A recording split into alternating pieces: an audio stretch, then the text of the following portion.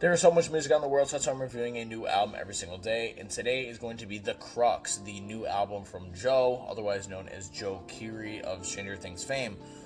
He blew up massively with his single End of the Beginning that came out, with his last LP, Decide, after a couple months of being out. That song massively blew up across social media and got him a lot of notoriety across all platforms, which is very good for him.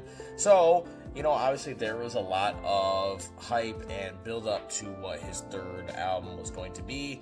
And I think in a way I like this direction that this one goes in, but also leaves me craving for more a little bit. This one is a lot less synth inspired, a lot less just electronic across the entire project.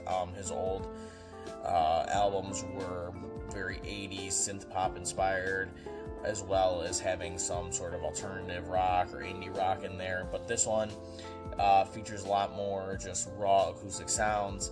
And while I do think that it fits well on a lot of tracks, like for example the opener, Lonesome is the State of Mind, I really enjoy that song. When it gets towards the end, I do kind of crave a little bit of that older sound more, and wish that we would have seen at least some of that on here, although it would have been quite the juxtaposition and maybe a jarring sound to have, those two worlds next to each other.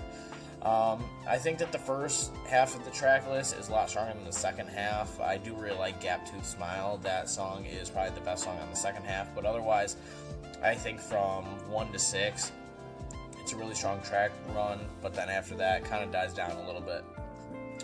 Overly, though, it's a pretty strong album still, and I think it's a nice welcome back to, his foray into music. And again, just keeps me excited for what he has to come next. Will he stay in this sort of like 80s retrospective bag, or will he, on his next album, push it further? I would probably rate my enjoyment off this album, just off the first couple listens, at about a 67%. If you have an album you think I should review in the future, let me know. As I will see you in the next one.